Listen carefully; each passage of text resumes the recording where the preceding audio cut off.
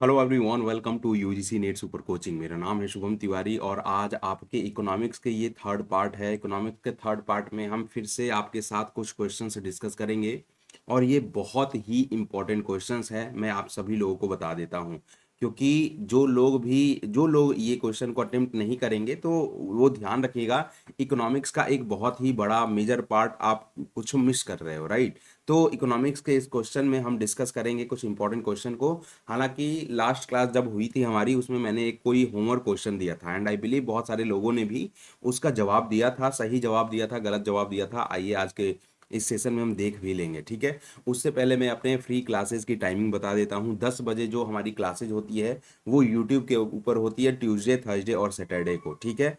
Master class की बात करें हम तो मास्टर क्लास 11 बजे होती है रात में, Monday, Tuesday, Wednesday, Thursday, Friday को टेक्स्ट बुक एप्लीकेशन के ऊपर, ठीक है। जहां पर हम इकोनॉमिक्स के बहुत ही मेन कंसेप्ट को डिस्कस कर रहे हैं, पूरी की पूरी कंटेंट को डिस्कस कर रहे हैं यूनिट वाइज, राइट। और सैटरडे संडे रिजर्व रहता है मैराथन के लिए। हालांकि अभी मैराथन नहीं हो रहा है क्योंकि अभी आपका रिजल्ट आना बाकी है, बहुत सारी चीजें हैं, है ना। मैराथन जैसे जैसे एग्जाम नजदीक आएगा मैं मैराथन भी आपके लिए हर एक अलग अलग यूनिट का लेके आऊंगा, ठीक है। चलिए, तो ध्यान रखिएगा, अगर आप यूजीसी नेट की तैयारी कर रहे हैं तो इस चैनल के ऊपर जरूर विजिट करिएगा, क्योंकि अगर आप इस चैनल के विजिट करते हो इस चैनल पर तो यहाँ पे आपको प्लेलिस्ट सेक्शन दिखाई देगा और प्लेलिस्ट सेक्शन में मेरी वीडियोस दिखाई देंगी आपको। UGC NET commerce by Shubham sir search कर लीजिएगा। इसमें बहुत सारी वीडियोस ऑलरेडी पड़ी हुई हैं, जिसमें बहुत सारे इंपॉर्टेंट हमने unit wise questions, unit wise content, marathon भी कराए हुए हैं। तो अगर आपको ये ज़रूरत है, अगर आप कोई भी इस लेवल का एग्जाम कर रहे हो तो आपको ये वीडियोस बहुत हेल्पफुल होने वाली है, करेक्ट है। चलिए स्टार्ट करते हैं आज के इस सेशन को। देखिए, हमने बताया था, हमने पूछा था आप लोगों से कि the only demand curve which form rectangular hyperbola curve, है ना। हमने ये पूछा था आपसे कि एक ऐसा डिमांड कर्व, एक ऐसा एकमात्र मांग का कर्व है, डिमांड का कर्व है जो कि रेक्टेंगुलर हाइपरबोला कर्व बनाता है, क्लियर। तो उसमें से कौन सा हमारा डिमांड कर्व ऐसा होगा जो कि रेक्टेंगुलर हाइपरबोला कर्व बनाता है। आपके पास ऑप्शन भी थे, एएफसी था, यूनिटरी इलास्टिक डिमांड कर्व था, हाईली इलास्टिक डिमांड कर्व था और perfectly in elastic demand curve था। ध्यान रखिएगा, ऑप्शन जरूर थे लेकिन कोड में आपको जवाब देना था। कोड आपको राइट साइड में गिवन है। तो सबसे पहले समझिएगा कि रेक्टेंगुलर हाइपरबोला किसको कहते हैं, है ना। रेक्टेंगुलर हाइपरबोला का मतलब एक ऐसा कर्व होता है कि जहां से अगर आप उसको ड्रॉ करते हो तो ड्रॉ करने के बाद मेजर करोगे ना, कहीं से किसी भी पॉइंट से उस कर्व के को मेजर करोगे तो उसका L into B, length into breadth, कहीं से भी मेजर करिए वो इक्वल आएगा, ठीक है। जैसे मान लीजिए कि हमारी एक डिमांड कर्व है, हमने एक डिमांड कर्व बनाया है, ये रेक्टेंगुलर हाइपरबोला है। अब रेक्टेंगुलर हाइपरबोला का मतलब आप इसको यहां से भी चेक करिए, आप इसको यहां से भी चेक करिए, आप इसको यहां से भी चेक करिए, हर जगह से आपका जो लंबाई चौड़ाई है, लेंथ इंटू ब्रेथ है, वो एकदम सेम होने वाला है। तो इसी को हम बोलते हैं क्या, रेक्टेंगुलर हाइपरबोला कर्व। अब यहाँ इकोनॉमिक्स में आप जब माइक्रो इकोनॉमिक्स पढ़िएगा, दो जगह आपको रेक्टेंगुलर हाइपरबोला कर्व देखने को मिलेगा। पहला केस जब आप डिमांड पढ़ते हो और डिमांड में हम इलास्टिसिटी की डिग्री पढ़ते हैं जब, तो वहां पे एक आता है यूनिटरी इलास्टिक डिमांड, जहां पे उसकी इलास्टिसिटी 1 होती है, 1 के इक्वल होती है, राइट। और दूसरा होता है हमारा एएफसी, एवरेज फिक्स्ड कॉस्ट। जब हम कॉस्टिंग पढ़ते हैं, टोटल कॉस्ट की हम डिवीजन करते हैं, total variable cost, total fixed cost, उसके बाद एवरेज कॉस्ट आता है। एवरेज कॉस्ट का जब डिवीजन करोगे आप, एवरेज फिक्स्ड कॉस्ट का आपका यहाँ पे जो कर्व बनेगा वो रेक्टेंगुलर हाइपरबोला कर्व बनेगा। तो इसका जो जवाब बन जाएगा हमारा, वो क्या बन जाएगा आपका, वो बन जाएगा ए, मतलब 1 और 2। इसका मतलब ये है कि हमारा ए एफ सी भी रेक्टेंगुलर हाइपरबोला होगा और यूनिटरी इलास्टिक डिमांड कर्व भी रेक्टेंगुलर हाइपरबोला कर्व होगा। आई बिलीव कि ये जो क्वेश्चन थी आपके वो आराम से समझ में आई होगी, क्लियर है ना। चले, टोटल नंबर ऑफ क्वेश्चन मैं पहले से बता दे रहा हूँ, 15 हैं आज, है ना, and followed by 1 homework question. तो जल्दी से क्वेश्चन को कर लेते हैं, ठीक है। चले, तो पहले क्वेश्चन के साथ स्टार्ट करते हैं। According to which one of the following theories differences in nominal interest rate will be eliminated in the exchange rate. यहाँ पे पूछा जा रहा है आपसे कि निम्नलिखित में से किस सिद्धांत के अनुसार नाम मात्र ब्याज दरों में अंतर विनिमय दर में समाप्त हो जाएगा। आपके पास ऑप्शन भी है, लेontief paradox trade theory, Fisher effect economic theory, purchasing power parity theory और कंबाइंड इक्विलिब्रियम थ्योरी। देखो यहाँ पे पूछा जा रहा है रिलेशनशिप के बारे में, किसके किसके रिलेशनशिप के बारे में, इंटरेस्ट रेट और एक्सचेंज रेट थ्योरी के बारे में, करेक्ट है। तो यहाँ पे कौन सी आपकी थ्योरी बन जाएगी, ध्यान रखिएगा कि आपको कमेंट में जवाब देते रहना है ना। इस क्वेश्चन का कमेंट में जवाब दे देना, बहुत सारे लोग अपने जवाब मेरे जवाब से मैच करा लेंगे, ठीक है। चलिए, एक बात और कि जो भी बच्चे मेरी वीडियोस को बाद में देखेंगे वो पहले अपना जवाब देंगे और बाद में मेरे जवाब से मैच करा लेंगे। और सिमिलरली जितने भी बच्चे ऑनलाइन आ चुके हैं उनसे रिक्वेस्ट है मेरी, वीडियो को प्लीज़ लाइक कर दीजिएगा, ठीक है। चलिए, हम बात कर रहे हैं कि किस थ्योरी के अकॉर्डिंग हम नॉमिनल इंटरेस्ट रेट और एक्सचेंज रेट जो होता है ना, उसके बीच में डिफरेंसेस की बात करते हैं। इसका जो सही जवाब है वो बी पार्ट है, फिशर इफेक्ट इकोनॉमिक थ्योरी की हम बात कर रहे हैं, ठीक है। जब आप आईएफएम पढ़िएगा, आईएफएम का मतलब इंटरनेशनल फाइनेंशियल मैनेजमेंट, या आप इकोनॉमिक थ्योरी ही है बेसिकली, जो फाइनेंशियल मैनेजमेंट है उसमें बहुत सारी इकोनॉमिक थ्योरीज भी हैं, है ना। तो उसमें एक थ्योरीज निकल के आता है जिसको हम बोलते हैं फिशर्स इफेक्ट, ठीक है। फिशर इफेक्ट में यही बात करी जाती है कि आपके जो इंटरेस्ट रेट है, नॉमिनल इंटरेस्ट रेट हो गया, फिर से रियल इंटरेस्ट रेट हो गया, इन्फ्लेशन हो गया, तो इन तीनों के रिलेशनशिप की बात करी गई है आपके फिशर इकोनॉमिक थ्योरी में, ठीक है। बाकी लियोन्टी पैराडॉक्स जब पढ़ोगे आप तो उसमें जब इंटरनेशनल ट्रेड थ्योरी पढ़ते हो आप, ठीक है, जैसे एडम स्मिथ की थ्योरी हो गई या हमारा डेविड रिकार्डो का थ्योरी हो गया, है ना, तो उसमें ये थ्योरी काम आता है। तो ये ट्रेड थ्योरी में तो लियोन्टी आएगा नहीं, क्योंकि लियोन्टी पैराडॉक्स में हम नॉमिनल इंटरेस्ट रेट या एक्सचेंज रेट की तो बात ही नहीं कर रहे हैं। फिशर इफेक्ट में हम जरूर बात करते हैं कि there should be the relationship between interest rate, nominal interest rate, real interest rate और आपके इन्फ्लेशन के बारे में, ठीक है। बाकी परचेजिंग पावर पैरिटी क्या होता है, जिसको गुस्टाव कासल ने दिया था, वो बताता है कि दो जगह की आपकी जो इनकम है वो इक्वल बन जाती है, ठीक है। तो ये आपका परचेजिंग पावर पैरिटी थ्योरी है। और कंबाइंड इक्विलिब्रियम थ्योरी क्या हो गया, जब हम कंज्यूमर बिहेवियर पढ़ते हैं तो उसमें हम कंबाइंड इक्विलिब्रियम थ्योरी की बात कर लेते हैं, करेक्ट। तो आपका जो सही जवाब बन जाएगा यहाँ पे वो बी बन जाएगा, जिसमें हम फिशर इफेक्ट में ही हम बात करते हैं there should be the relationship between nominal interest rate, real interest rate और आपका इन्फ्लेशन, ठीक है। तो ये पहला क्वेश्चन था, बहुत इंपॉर्टेंट क्वेश्चन है जिसका जवाब बी होगा। चले नेक्स्ट क्वेश्चन की ओर मूव कर लेते हैं। What is meant by entrepot trade, मतलब हम पूछ रहे हैं कि एंट्रेपोर्ट व्यापार से क्या तात्पर्य है आपका, ठीक है। जल्दी से जवाब देने की कोशिश करिएगा। जो बच्चे वीडियो को लाइक नहीं किए हैं, मेरा आग्रह है आपसे, मेरा रिक्वेस्ट है आपसे, वीडियो को प्लीज लाइक कर दीजिएगा, ठीक है। हम क्वेश्चन को पूछ रहे हैं कि what is mean by entrepot trade. Entrepot trade का मतलब क्या होता है आपका, राइट। तो यहाँ पे पूछा जा रहा है, ऑप्शंस में है ट्रेड अमॉन्ग 3 कंट्रीज, आप 3 देशों के बीच व्यापार कर रहे हो। Importing duty free goods only, आप ड्यूटी फ्री गुड्स को इंपोर्ट कर रहे हो अपने कंट्री में, है ना। री इम्पोर्टेड गुड्स प्रीवियसली एक्सपोर्टेड, आप जो गुड्स प्रीवियसली एक्सपोर्ट किए थे, मान लीजिए आपने इंडिया से चाइना भेजा था अपने गुड्स, उसी गुड्स को वापस मंगा रहे हो, री इंपोर्ट करा रहे हो, राइट। और डी है री एक्सपोर्टिंग गुड्स प्रीवियसली इंपोर्टेड, मतलब जो आपने मंगाया था, इंपोर्ट करा था, वही गुड्स फिर से एक्सपोर्ट कर रहे हो, ठीक है। तो एंट्रीपोर्ट ट्रेड का मतलब बताना है, यहाँ पे ध्यान रखिएगा। इसका मतलब ये है कि आपका री एक्सपोर्टिंग गुड्स प्रीवियसली इंपोर्टेड, मान लीजिए जो पिछली बार हमने इंपोर्ट कराया था उसी को कुछ हम मॉडिफाई करके फिर से उसी गुड्स को, जैसे इंडिया चाइना की बात कर लें तो चाइना से हमने कुछ सामान मंगाया था, ठीक है, सामान मंगाया था, हमने इंपोर्ट करा लिया और उसी गुड्स को हम फिर से एक्सपोर्ट जब करते हैं उसी को एंट्रीपोर्ट ट्रेड बोलते हैं। तो आप अपने जो आंसर्स हैं वो मैच करा लीजिएगा बेसिकली, है ना। इसका जो जवाब है वो डी है, करेक्ट है। बहुत कम लोगों ने हालांकि वीडियो को लाइक किया है, आप लोगों से रिक्वेस्ट है वीडियो को प्लीज़ लाइक कर लीजिएगा, नए हो चैनल को सब्सक्राइब कर लीजिएगा, क्योंकि बहुत बहुत बहुत इंपॉर्टेंट ये सारे सेशंस होते हैं हमारे। चले नेक्स्ट क्वेश्चन की बात करते हैं अब।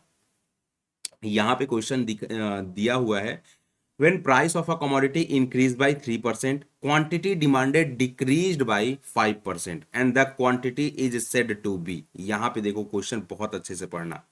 क्या बोला जा रहा है कि कमोडिटी, कोई भी कमोडिटी हो सकती है, उसकी प्राइस जो है ना वो 3% से बढ़ जाती है, मतलब हम ये बोल रहे हैं percentage change in quantity demanded is decrease to percentage change in price. मतलब क्या हो रहा है, प्राइस बढ़ रहा है, ठीक है, और क्वांटिटी डिमांडेड 5% से कम हो जा रहा है। तो क्वांटिटी डिमांडेड इज क्या होता है, अगर less than change in price होता है तब क्या होता है, आपको उस समय की सिचुएशन बतानी है। प्राइस इलास्टिक होता है या इन इलास्टिक होता है, कुछ क्या होता है ना। दो आपके पास ऑप्शन देख रहे हैं, एक डिमांड और एक सप्लाई।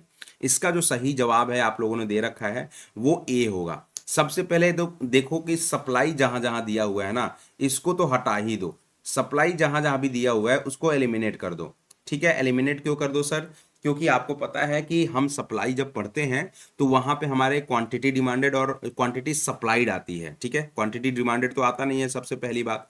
दूसरी बात, जब वहां पे हम सप्लाई पढ़ते हैं तो प्राइस ऑफ द कमोडिटी और क्वांटिटी सप्लाई में डायरेक्ट रिलेशन होता है। तो इसीलिए हमारा यहाँ देखने को मिल रहा है कि डायरेक्ट रिलेशन तो पूछा नहीं है। प्राइस बढ़ रहा है तो क्वांटिटी डिमांडेड कम हो जा रही है, इसका मतलब लॉ ऑफ डिमांड फॉलो किया जा रहा है। तो डिमांड से हम यहाँ से क्वेश्चन देख सकते हैं। ठीक है, प्राइस नहीं होगा कभी भी। क्लियर? दूसरी बात, यहाँ पे आंसर लिखा हुआ है कि प्राइस इलास्टिक डिमांड है ये। क्लियर? यहाँ पे प्राइस इलास्टिक डिमांड है। इलास्टिक डिमांड का मतलब क्या होता है? Percentage change in quantity demanded is greater than percentage change in price, यही होता है। तो वो इलास्टिक का केस बन जाता है। हमने क्या बोला? Percentage change in quantity demanded is greater than percentage change in price, है ना? तो यहाँ क्वांटिटी डिमांडेड क्या हो रहा है? 5% से बढ़ रहा है, लेकिन प्राइस तो आपका 3% से ही बढ़ रहा है ना। क्वांटिटी डिमांडेड, सॉरी, 5% से कम हो जा रहा है और प्राइस जो है वो 3% से बढ़ रहा है। हमने क्या बोला? इलास्टिक कब होगा?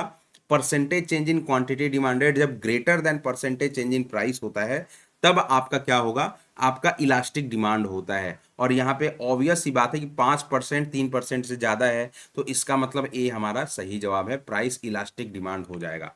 इन इलास्टिक कब होता? जब मान लेते हैं कि क्वांटिटी डिमांडेड जो है वो मान लो कम होता। ठीक है, जैसे प्राइस जो है 3% से बढ़ रहा है तो क्वांटिटी डिमांडेड हमारा और कम हो रहा है, तो इन इलास्टिक डिमांड होता है। जब percentage change in quantity demanded is less than percentage change in price होता, तब हमारा इन इलास्टिक होता। मतलब आप प्राइस तो बढ़ा रहे हो लेकिन क्वांटिटी डिमांडेड कम हो रहा है, 2% से बढ़ रहा है। ठीक है, तो ये 2% कहीं ना कहीं कम है 3% से, इसलिए वहां पे हमारा जवाब कब क्या हो जाता? प्राइस इन इलास्टिक डिमांड हो जाता। लेकिन यहाँ पे हमारा क्वांटिटी डिमांडेड ज़्यादा बढ़ रहा है 3% से। ठीक है, क्लियर है? तो आई बिलीव आपको ये सवाल समझ में आया होगा। प्लीज़ आप अपने आंसर को मैच करा लीजिएगा। नेक्स्ट क्वेश्चन की ओर मूव करते हैं। देखें, फोर्थ नंबर ये क्वेश्चन है, which of the following statement about industries that are oligopolies is false. अब बताना है आपको कि अल्पाधिकार वाले उद्योगों के बारे में निम्नलिखित में से कौन सा कथन गलत है। चार ऑप्शंस दिए गए हैं। फर्म्स इन दीज इंडस्ट्री में attempt to cooperate, B firm in these industries are interdependent, C the fact that there is more than one firm in an oligopoly means that there is no barrier to entry. चौथा है, an oligopoly with two firms is called a duopoly. आपको जल्दी से सही जवाब बता के इसको भी क्लियर करना है। ठीक है, जल्दी से बताइए क्या इसका सही जवाब होगा। मैं आपको जवाब बताऊंगा जरूर, उसके पहले आप थोड़ा सा इसको कोशिश करिए कि क्या इसका सही जवाब है। राइट, चलें एवरीवन प्लीज।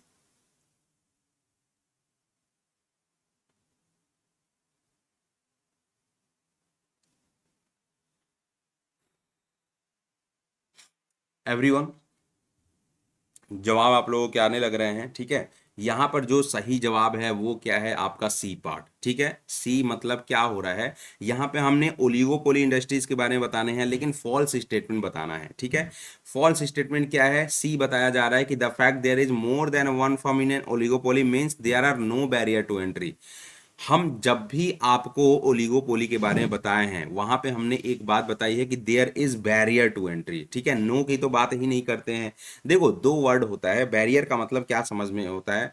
बैरियर का मतलब ये समझिएगा कि ओलिगोपोली मार्केट में जब हम ट्रेड कर रहे हैं ना, तो वहां पे ऐसा वो मार्केट है ही नहीं जहां पे आप जा नहीं सकते।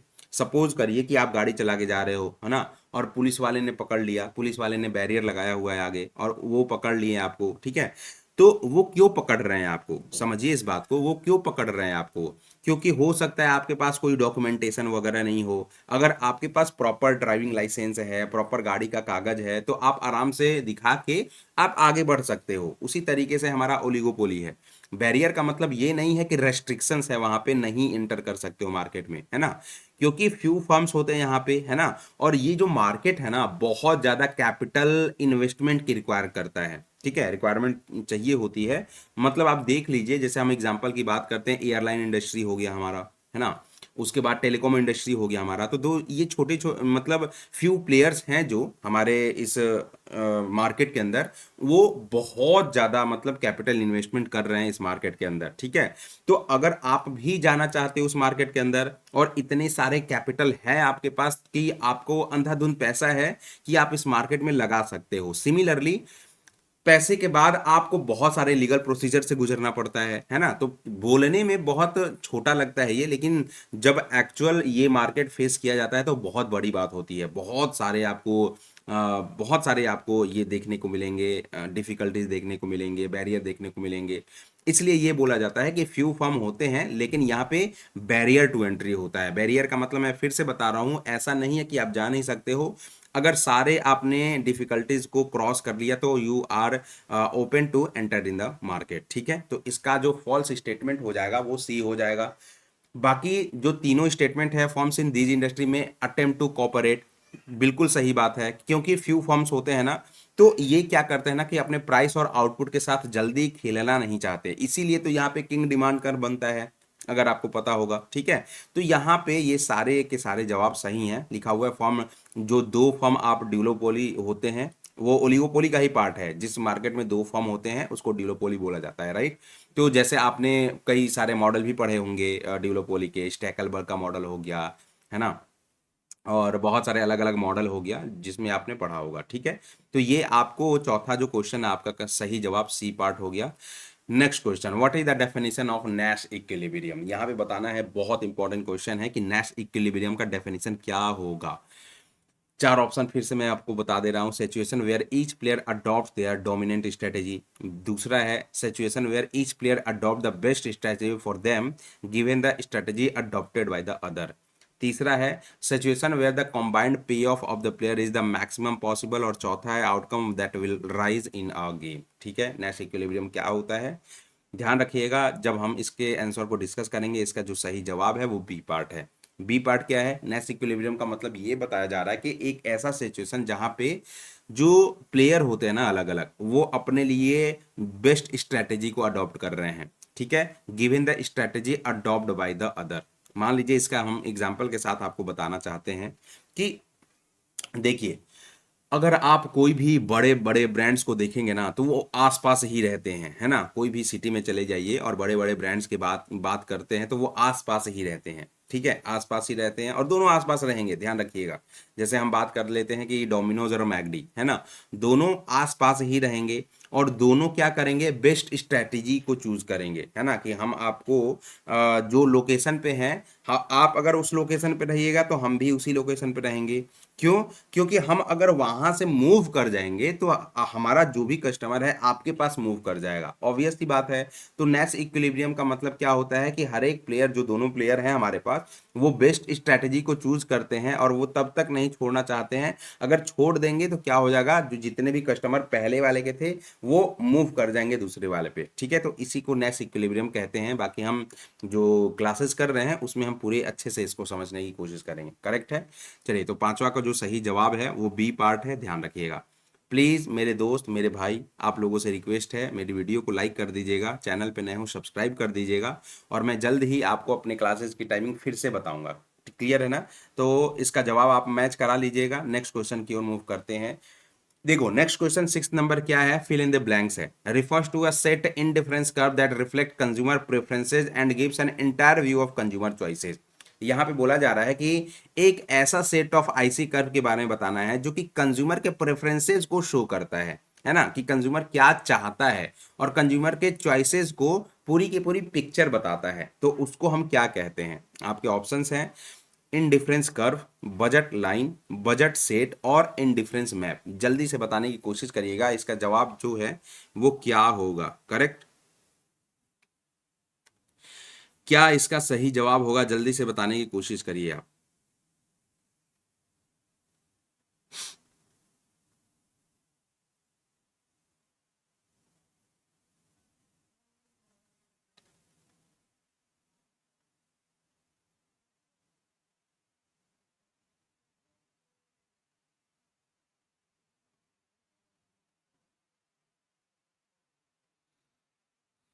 चलें, जल्दी से बताइए।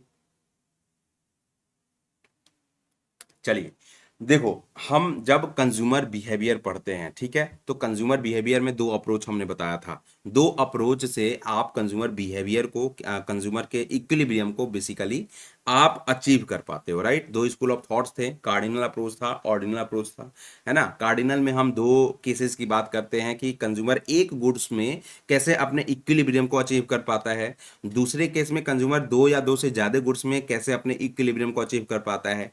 सिमिलरली जब हम ऑर्डिनल की बात करते हैं तो ऑर्डिनल में आईसी कर्व अप्रोच की बात करते हैं, है ना।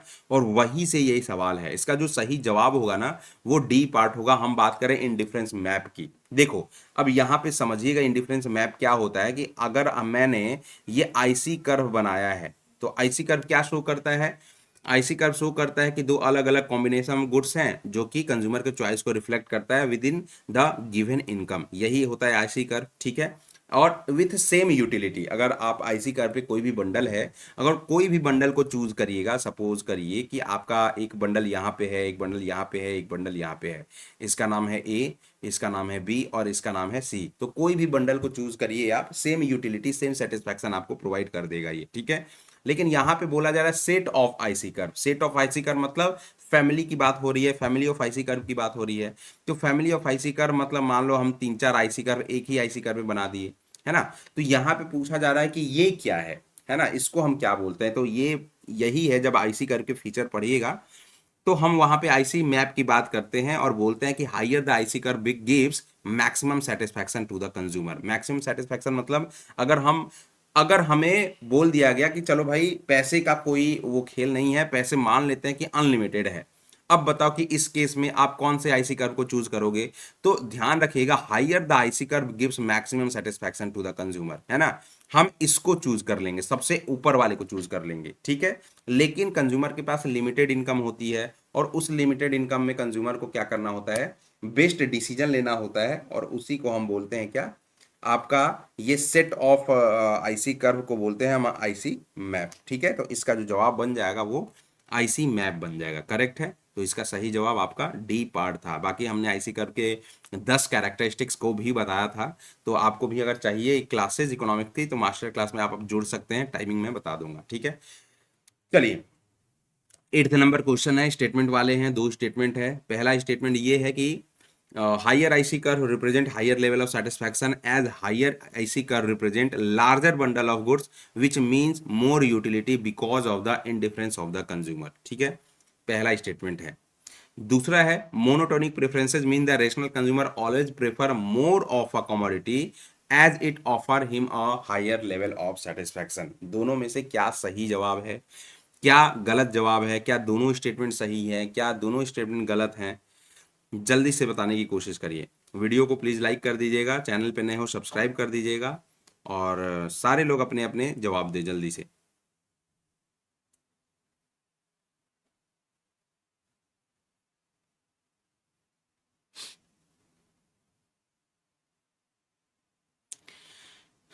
चलिए जल्दी से जवाब देने की कोशिश करिए, क्या इसका सही जवाब बन जाएगा करेक्ट। चलिए काफ़ी लोगों के जवाब आने लग रहे हैं, है ना।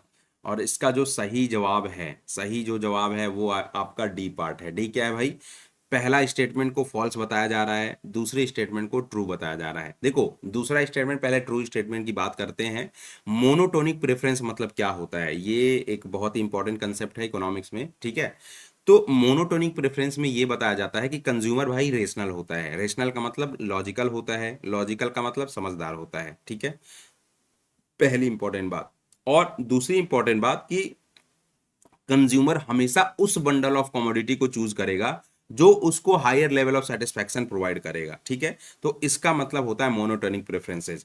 दूसरा, पहला जो स्टेटमेंट है जो गलत बताया जा रहा है कि higher IC curve gives represent higher level of satisfaction, बिल्कुल सही बात है यहां तक। तो as a higher indifference curve represent larger bundle of goods, अब इसका मतलब देखो ये क्या है, larger bundle of goods which means more utility because of the indifference of the consumer.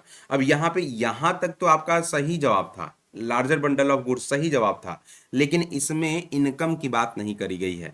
और हमने बोला है कि हायर इंडिफरेंस कर्व जो होता है वो हायर लेवल ऑफ सेटिस्फैक्शन जरूर प्रोवाइड करता है, लेकिन आपकी चूंकि उतनी इनकम नहीं रहती है कि आप वहां तक पहुंच पाते हो, ठीक है। तो इसका मतलब ये है हमारा कि आपका ये जो जवाब हो जाएगा ना वो गलत हो जाएगा, ठीक है। यूटिलिटी तो ऑब्वियस सी बात है प्रोवाइड करेगा, लेकिन हम बात कर रहे हैं एक कंज्यूमर की। कंज्यूमर रेशनल होता है ना भाई, हमने बोला है कंज्यूमर रेशनल होता है, और हायर लेवल तक उसकी इनकम ही नहीं है। अलग अलग आपने पिछले वाले क्वेश्चन में पढ़ा है ना कि अलग अलग जो आईसी कर्व होते हैं कंज्यूमर के प्रेफरेंसेस को शो करते हैं। लेकिन पहला जो क्वेश्चन इसलिए गलत है, पहला स्टेटमेंट इसलिए गलत है क्योंकि यहाँ पे इनकम की बात ही नहीं हो रही है। अगर इसमें इनकम की फैक्टर आ जाती है तो इनकम के फैक्टर को हम कंसिडर करके पहला स्टेटमेंट जो है सही मान सकते थे, ठीक है। क्योंकि इनकम रहता तो ऑब्वियस सी बात है कि जो ज्यादा से ज्यादा हायर आईसी कर्व होता वो ज्यादा सेटिस्फैक्शन प्रोवाइड करता, अगर कंज्यूमर के पास उतनी इनकम है तो। लेकिन हायर आईसी कर्व के सेट के बारे में बात होगी, आईसी कर्व मैप के बारे में बात होगी, तो इनकम को डालना जरूरी हो जाएगा वहां पे, ठीक है। तो इसका मतलब जो है स्टेटमेंट पहला जो है आपका वो गलत हो जाएगा, ठीक है। क्लियर है, ये ध्यान रखिएगा। कई लोगों के आंसर जो आ रहे हैं वो ए आ रहे हैं, ए बिल्कुल सही होता, लेकिन यहां तक अगर आपका जो रहता ना higher satisfaction gives maximum satisfaction, higher IC curve, यहां तक तो सही रहता। क्लियर है ना। चलिए बाद में कुछ लाइनें और जोड़ दी गई हैं, इनकम रखिए, आपका ऑप्शन जो है कि सही हो जाएगा। 9th नंबर है which of the following statement is true. True statement बताना है, फिर से स्टेटमेंट 1 और 2 है। पहला स्टेटमेंट है individual demand for a particular good is the amount that will purchased bye an individual customer at a given price at a given time, ठीक है। दूसरा स्टेटमेंट है market demand schedule is a table that show the price and demand for the different consumer in the market for a given good. ये बात ध्यान रखिएगा जब आप डिमांड पढ़ते हो, है ना। आपको पता है कि इकोनॉमिक्स में जब हम माइक्रो इकोनॉमिक्स पढ़ते हैं तो demand is an important tool, main tool है ना। डिमांड और सप्लाई हमारे मेन टूल होते हैं। डिमांड को डिफाइन करने के लिए अलग अलग एलिमेंट्स बताए गए हैं, ठीक है। क्लियर है, चलें। तो उस एलिमेंट में आपको गिवन टाइम होना चाहिए, उस एलिमेंट में आपको गिवन प्राइस होनी चाहिए, दो इंपॉर्टेंट बात है, ठीक है। विलिंगनेस टू पे होना चाहिए, विलिंगनेस टू परचेज होना चाहिए एट दैट पर्टिकुलर पॉइंट, ठीक है। तो ये सारे मिल के क्या होते हैं, हमारे डिमांड को बना देते हैं। अब एक बात बताओ, इंडिविजुअल मतलब क्या होता है। अगर हमें कोई मोबाइल खरीदनी है तो हमें हमारा क्या हो गया, डिमांड, उसके लिए इंडिविजुअल डिमांड हो गया। तो मैंने क्या बोला कि अगर मान लो कि कुछ लोग हैं इकोनॉमी में, A B C D E, ठीक है। तो ये 5 लोग हैं इकोनॉमी में, तो ये अलग अलग क्वांटिटी अलग अलग टाइम पे खरीद सकते हैं। ऑब्वियस सी बात है कि अलग अलग क्वांटिटी, जैसे जैसे ए को खरीदना है 2 मोबाइल, है ना, 2 मोबाइल खरीदना है, तो पहला ये मोबाइल खरीद रहा है आज खरीदेगा, दूसरा मोबाइल कल खरीद लेगा, ठीक है। अब बी को खरीदना है 3 मोबाइल, तो हो सकता है तीनों एक ही बार में खरीद ले, है ना। तो सपोज करिए कि 5 लोग हैं, अब ए को चाहिए 2 यूनिट, है ना। तो ए के लिए कितनी, इसकी इंडिविजुअल डिमांड कितनी हो गई, 2 यूनिट ऑफ मोबाइल की हो गई, ठीक है। बी की अगर बात करें, केवल बी की बात करें या केवल सी की बात करें, तो इनकी अलग अलग डिमांड होती है, ठीक है। तो इनको इंडिविजुअल डिमांड कहेंगे। अब चूंकि ये सोसाइटी में रह रहे हैं और सबको हम अगर प्लस कर दें तो ये मार्केट डिमांड बन जाएगा कि नहीं बन जाएगा। तो हम कह सकते हैं कि the summation of individual demand is called market demand, ये कह सकते हैं। क्लियर। तो यहां पर जो सही जवाब बन जाएगा ना वो क्या बन जाएगा, दोनों स्टेटमेंट जो है सही बन जाएगा। क्लियर है ना। दोनों स्टेटमेंट, इंडिविजुअल की बात हो रही है ऊपर वाले में क्योंकि एक ही कस्टमर को चाहिए, इंडिविजुअल कस्टमर को चाहिए यहाँ पे, और मार्केट डिमांड में क्या हो रहा है, डिफरेंट कस्टमर को चाहिए यहाँ पे, अलग अलग कस्टमर को चाहिए यहाँ पे, ठीक है। तो इसलिए आपका जो जवाब है वो सही बन जाएगा, बी पार्ट है, दोनों स्टेटमेंट आपका सही है। क्लियर। नेक्स्ट क्वेश्चन, यहाँ पे ये क्वेश्चन यूजीसी नेट में पूछा गया था। क्वेश्चन में आपको ध्यान रखिएगा दिया गया था लिस्ट 1 लिस्ट 2। लिस्ट 1 में अलग अलग कॉस्टिंग दी गई थी जिसमें संक कॉस्ट था, मार्जिनल कॉस्ट था, इन्वेस्टमेंट कॉस्ट था और इम्प्लिसिट कॉस्ट था। इसको मैंने कॉस्टिंग वाले में कवर किया था, है ना। अलग अलग टाइप के कॉस्टिंग बताया था और अलग अलग टाइप के क्या क्या कॉस्ट होते हैं वो मैंने बताया था आपको, ठीक है। लिस्ट 2 में आपको उसके कुछ डिस्क्रिप्शन दिए गए हैं, एक बार जल्दी से इसको मैच कराने की कोशिश करिए।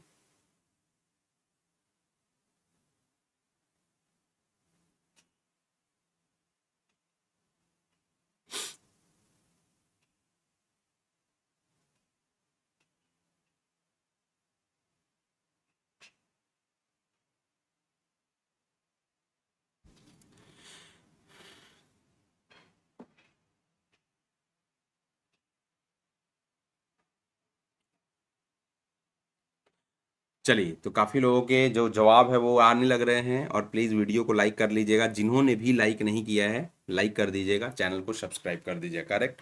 चले, तो यहाँ पे जो सही जवाब है वो ए पार्ट है। ए क्या है? देखो, ए में हम बात करें संक कॉस्ट। संक कॉस्ट क्या होता है? जो ऑलरेडी डूब चुका है ना।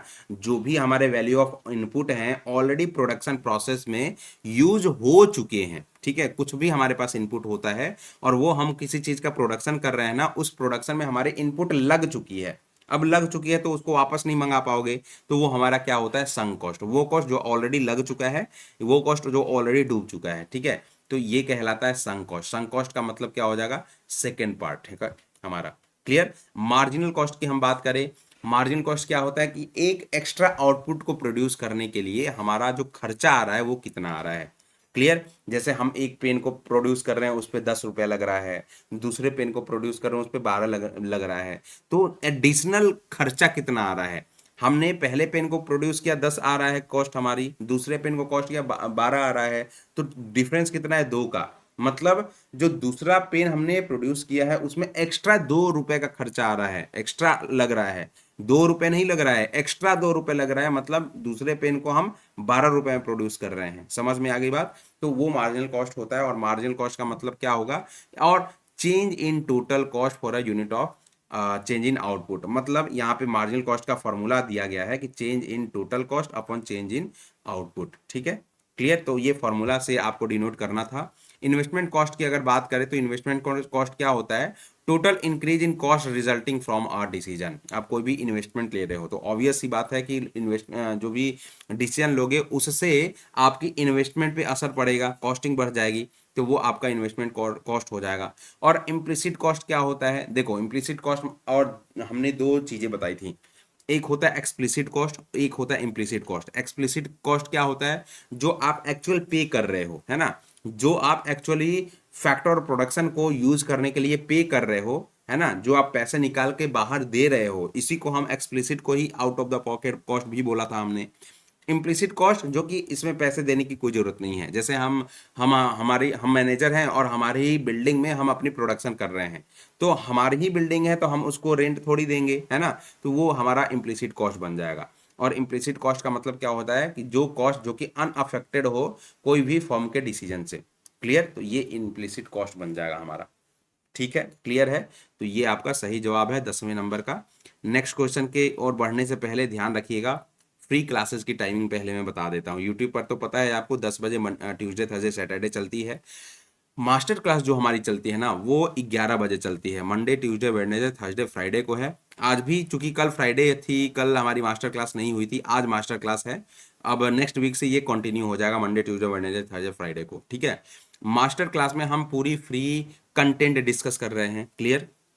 अगर आपको मास्टर क्लास चाहिए, अगर आपको भी इकोनॉमिक्स पढ़ना है या यूनिट वाइज तैयारी करनी है, तो आप हमारे मास्टर क्लास पे जुड़ सकते हैं। वहाँ पे पूरी की पूरी हम कंसेप्ट को वो डिस्कस कर रहे हैं, है ना। हमारी जो मास्टर क्लास होती है 11 बजे होती है।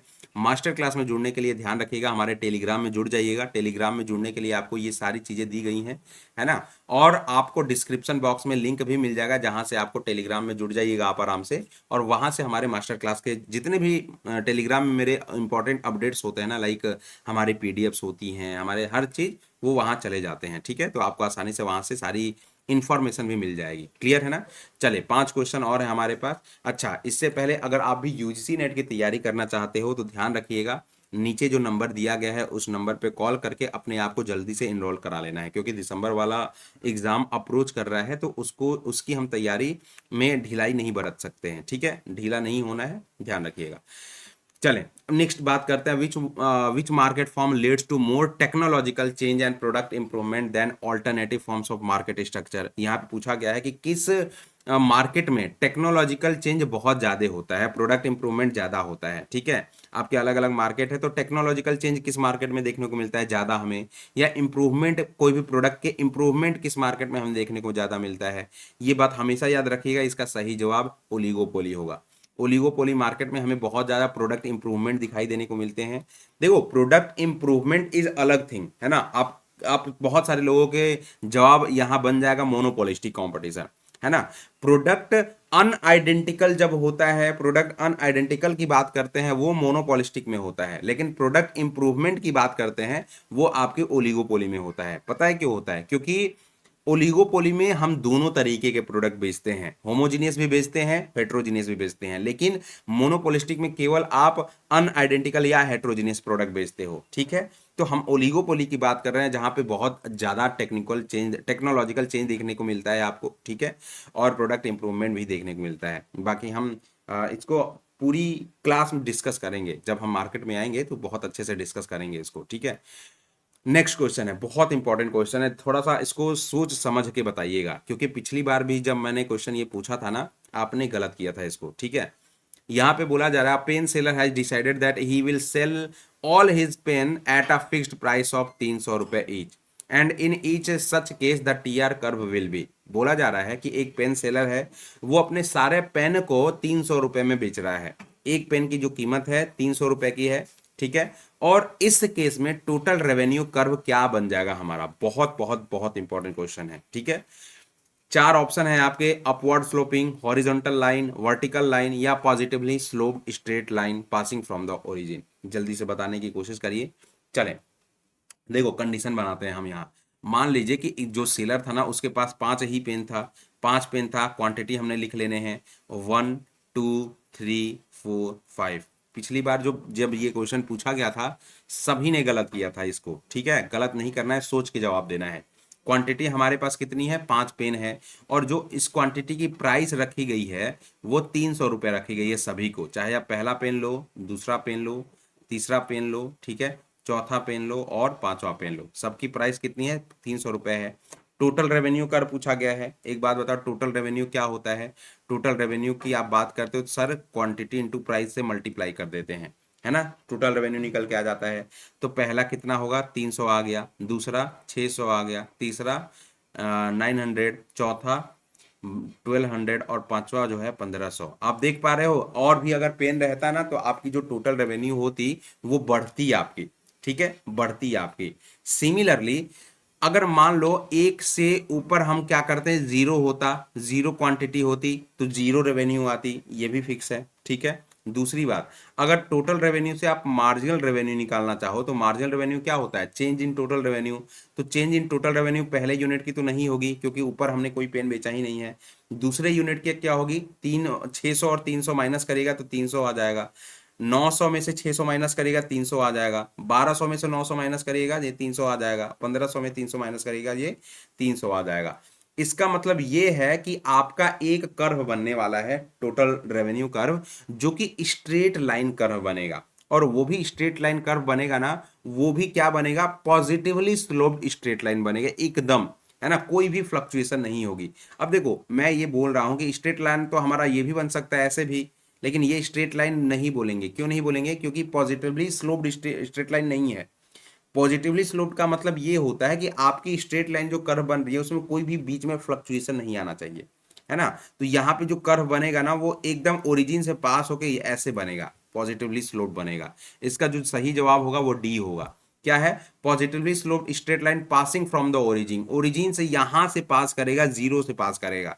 जीरो से क्यों पास करेगा? हमने बताया ना कि एक के ऊपर जीरो क्वांटिटी वो बेचता अगर, तो उसको जीरो रेवेन्यू आता। कोई भी क्वांटिटी हमने बेचा नहीं है तो ऑब्वियस सी बात है पैसे भी नहीं आएंगे हमारे पास। लेकिन जैसे जैसे क्वांटिटी बढ़ा रहा है, कि चूंकि आपका कॉस्ट जो फिक्स है, तो ऑब्वियस सी बात है ना कि एक तो कॉस्ट आपने फिक्स रख दिया है और एक बढ़ते जा रहा है, तो दोनों का मल्टीप्लिकेशन करेंगे तो ऑब्वियस सी बात है कि बढ़ता ही जाएगा, वो भी सेम लेवल से बढ़ता जाएगा, सेम डिफरेंस से बढ़ता जाएगा। क्यों सेम डिफरेंस है? क्योंकि हमने मार्जिन निकाल के देख लिया है कि सेम बढ़ता जा रहा है, 300 से बढ़ता जा रहा है, हर यूनिट पे 300 बढ़ रहा है, ठीक है। तो इसलिए आपका जो कर्व बनेगा वो स्ट्रेट लाइन कर्व बनेगा, जो कि ओरिजिन से पास हो जाएगा आपका। क्लियर है ना? बहुत इंपॉर्टेंट क्वेश्चन है ये। क्लियर? तो इसकी इसी के लिए वीडियो को लाइक कर दीजिएगा जरूर।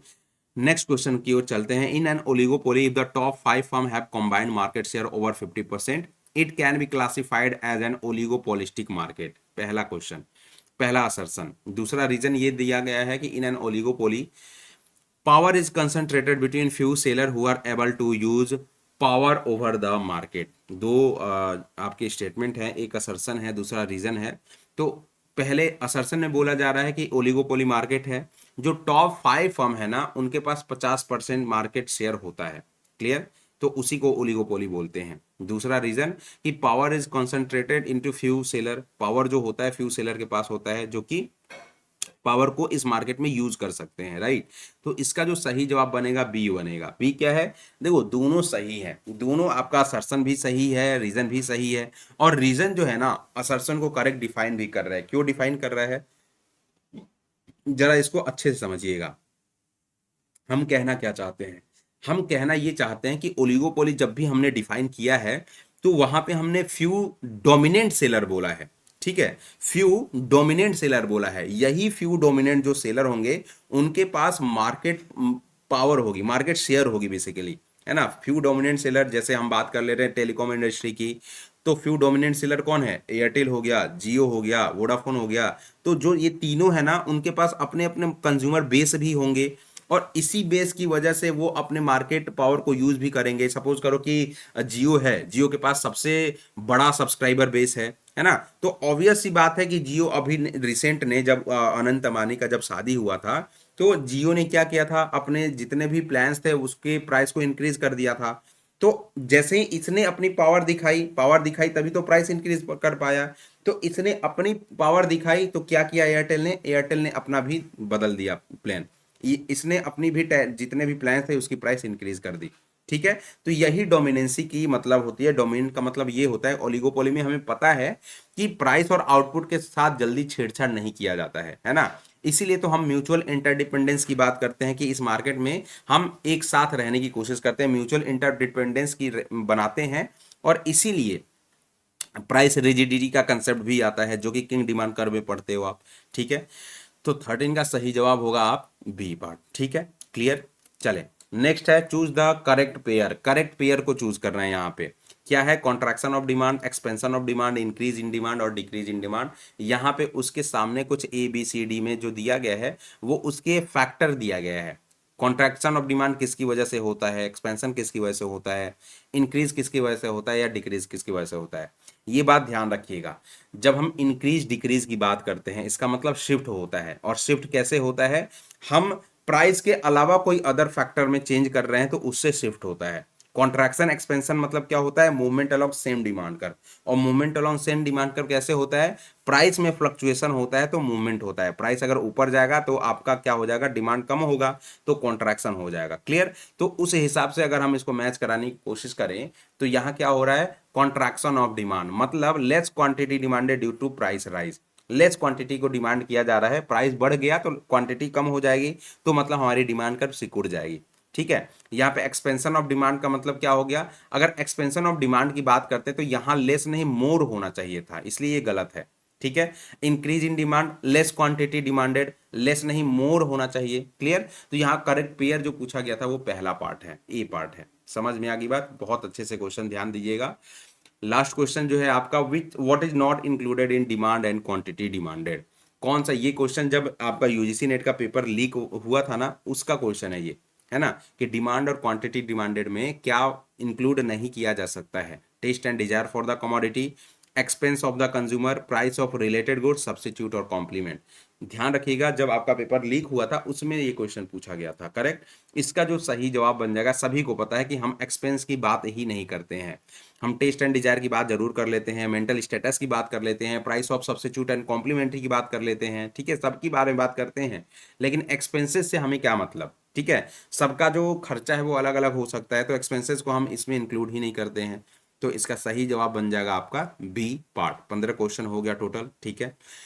ध्यान रखिएगा जिन्होंने वीडियो को लाइक नहीं किया है वीडियो को प्लीज लाइक कर दीजिएगा, ठीक है। चैनल पे नए हो सब्सक्राइब कर दीजिएगा। मैंने अपने क्लासेस की टाइमिंग भी प्रॉपर बता दी है आपको। और आप लोगों से रिक्वेस्ट है, बाद में जो बच्चे देखेंगे इस वीडियो को पहले अपना खुद का जवाब देंगे, फिर मेरे जवाब से आप मैच करा लीजिएगा। आज का होमवर्क क्वेश्चन देख लीजिए, कमेंट बॉक्स में इसको रिप्लाई करना है। Which of the following barrier to entry that typically result in monopoly. कौन से इसमें से प्रवेश में बाधा है जिसके परिणाम स्वरूप आमतौर पर एकाधिकार होता है, जिसके परिणाम स्वरूप जिसके रिजल्ट से मोनोपोली अराइज होता है। 4 ऑप्शन है, ऑप्शन पढ़िए और कमेंट बॉक्स में जवाब देने की कोशिश करिए। तो ये थे आज के टॉप 15 क्वेश्चन। आई बिलीव कि आपको सारे सेशंस अच्छे लग रहे होंगे। फिर से ध्यान रखिएगा, टेलीग्राम में जुड़ जाइएगा हमारे, बेसिकली सारे जो इम्पोर्टेंट इन्फॉर्मेशन है आपको वहाँ से मिल जाएगा। इसको स्कैन कर लीजिएगा, टेलीग्राम में जुड़ नहीं पा रहे हो तो स्कैन करके आराम से जुड़ जाओगे, ध्यान रखिए। तो आई बिलीव आपको आज की क्लास जो है बहुत अच्छी लगी होगी। लाइक करिएगा सेशन को, शेयर करिएगा और सब्सक्राइब भी करिएगा चैनल को। Thank you everyone for joining the session. Thank you very much.